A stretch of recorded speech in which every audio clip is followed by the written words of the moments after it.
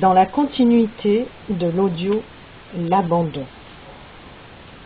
C'est en se plaçant sous le regard de Dieu, sous sa bienveillance et dans son amour, qu'on finit par s'abandonner. La confiance est la condition fondamentale pour croire et s'abandonner. Contrairement à l'acceptation courante, s'abandonner est loin d'être facile. C'est même à certains égards beaucoup plus difficile que de s'affirmer. S'affirmer est une inclinaison naturelle, c'est l'expression du moi. S'abandonner, cela revient à se dire « si je ne m'en remets pas à plus haut que moi, je ne suis rien ». C'est le magnifique hymne à l'amour de saint Paul.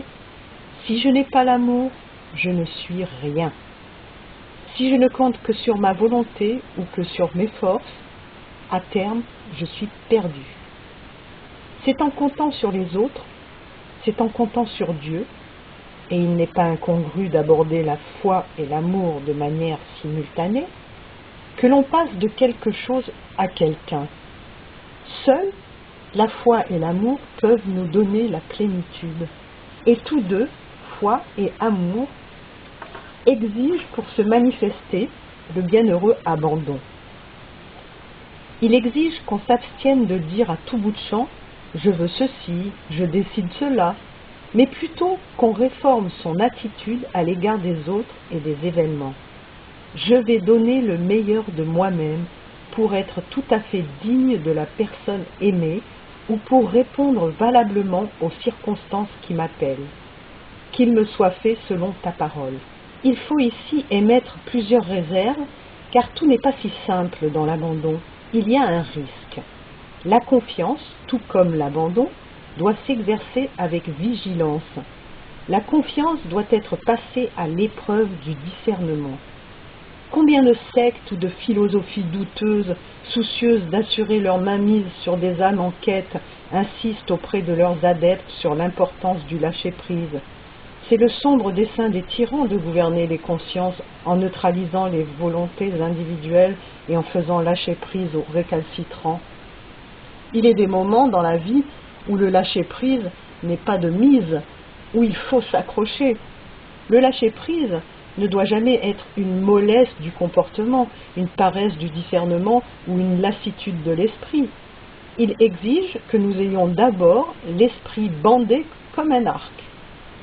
Ce n'est pas parce que nous militons pour une civilisation de l'amour que nous devons tomber amoureux à chaque coin de rue. Ce n'est pas parce que nous croyons à la force de l'abandon que nous devons nous laisser faire à tout bout de champ. Sans discernement, point de salut.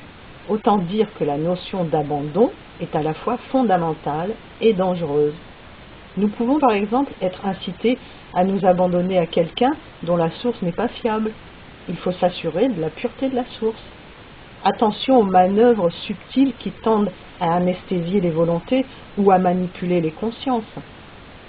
L'abandon n'a de sens que dans la confiance, et la confiance doit être éprouvée.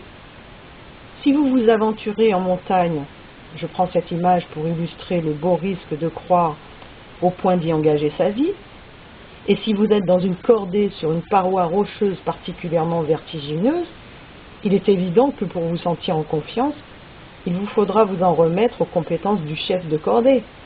Si celui-ci est un charlatan qui ne connaît rien à la montagne tout en prétendant être familier des altitudes, vous comprendrez vite que vous n'atteindrez jamais le sommet et que l'expédition est trop aléatoire. Maintenant, si vous sentez que vous pouvez remettre votre vie entre les mains du chef de cordée parce qu'il est celui qui sait, alors il ne faut pas hésiter. Et si Dieu est ce chef de cordée, eh bien, vous grimperez tout simplement jusqu'aux plus somptueuses altitudes. Si cette notion de confiance s'accorde si bien à la foi et à l'amour, c'est que foi et amour sont deux termes presque interchangeables. On ne peut pas croire sans aimer, et on ne peut pas aimer sans croire. Au fond, il y a dans l'amour et dans la foi l'occasion d'exprimer des sentiments très proches, se sentir dépassé, s'effacer pour souligner la présence de l'autre, être brûlé par un feu intérieur, pressentir dans le tressaillement de l'être un surcroît de vie. Quand on aime, quand on croit, on vit plus intensément, c'est-à-dire davantage. Quand on aime, Quand on croit, on n'a pas besoin de preuves. C'est notre intime conscience qui s'exprime. C'est notre cœur qui vibre. Quand on aime, quand on croit, on est dans la toute confiance. On s'abandonne à une force qui nous dépasse, cette force même qui donne à notre vie une dimension nouvelle. Pour signifier cette alliance de la foi et de l'amour, j'aimerais vous donner une image. Vous vous souvenez certainement de ce film qui a eu, voici quelques années, une audience record, Titanic. J'aimerais aborder un passage du film que les critiques n'ont nullement commenté. Ce n'est certes pas le plus spectaculaire, mais il contient pourtant une moralité qui trouve un sens spirituel inattendu. Souvenez-vous, la jeune femme rejoint le jeune homme à la proue du navire.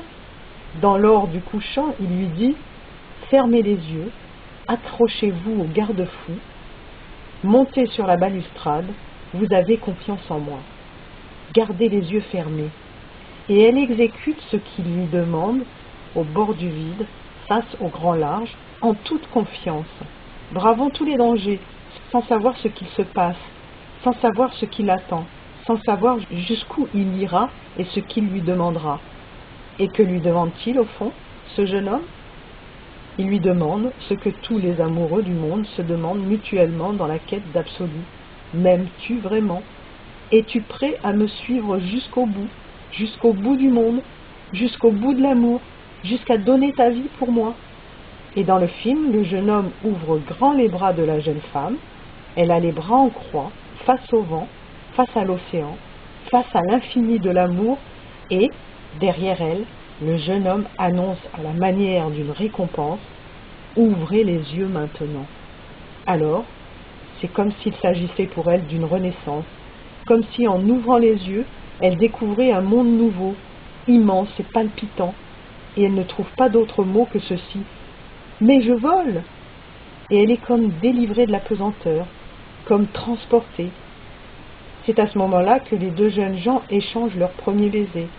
Il y a comme un serment scellé entre eux deux, comme une irrésistible promesse de bonheur, comme des fiançailles secrètes dans l'infinitude mouvante des éléments.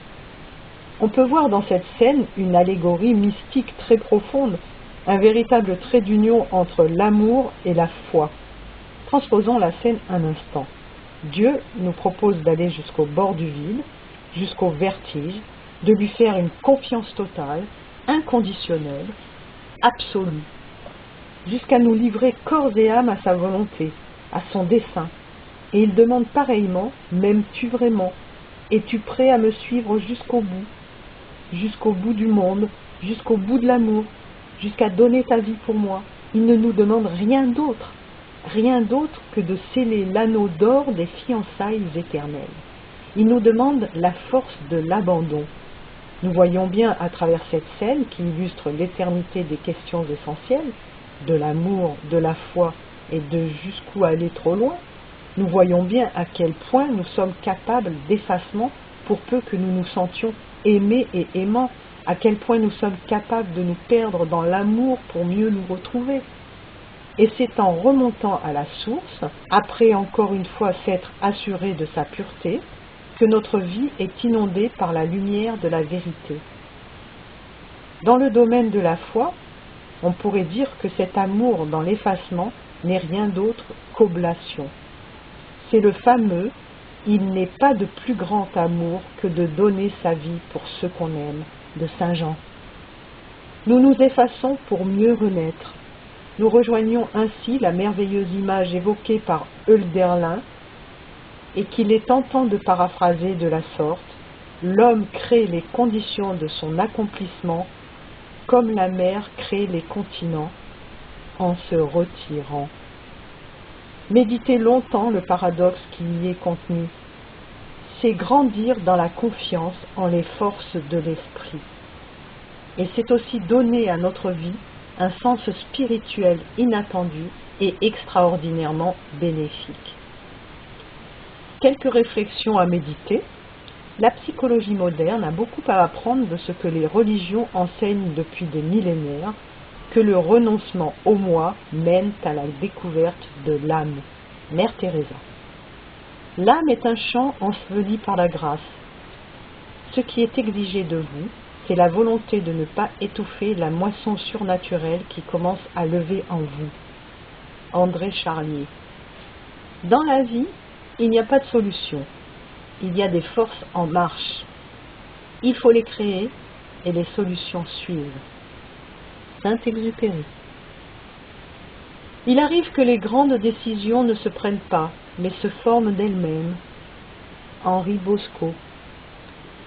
Ne demande pas que les événements arrivent comme tu veux, mais contente-toi de les vouloir comme ils arrivent, et tu couleras une vie heureuse. Épictète. Faites votre devoir et laissez faire aux dieux. Corneille. Quelques questionnements. Sommes-nous porteurs de réussite ou plutôt catalyseurs d'événements favorables? Dans une situation où rien n'est joué et où tout peut advenir, quelle est à vos yeux la ressource la plus précieuse? La disponibilité ou l'obstination? Choisissons-nous les événements de notre vie ou bien peut-on dire que ce sont les événements qui nous choisissent? Les philosophes allemands faisaient la distinction entre l'avenir qui se fait et l'avenir qu'on fait. Sommes-nous à l'image du marcheur doué de la faculté de vouloir, d'avancer et de choisir sa direction, ou à l'image du barreur qui est pris dans le courant et dont la seule responsabilité consiste à maintenir le cap de son embarcation? Ce qui n'est pas, c'est ce qui ne pouvait pas être. André Gide. Face à une situation désirée, finalement manquée, vous arrive-t-il de vous demander sur le moment, ou bien plus tard, et s'il était dit que cela ne devait pas se faire? L'homme est-il fait pour prendre des décisions, ou plutôt pour répondre à des appels intérieurs? De quoi la destinée se compose-t-elle de manière majeure? De la somme des choix que nous faisons ou de la somme des imprévus auxquels nous sommes confrontés? Le chemin de vertu consiste-t-il à mobiliser toute sa volonté ou simplement à se montrer docile à la grâce? C'est sur cette phrase que nous allons terminer. Voilà. Je répète que ce sont des extraits du livre des questions essentielles de François Garagnon. Merci et au revoir.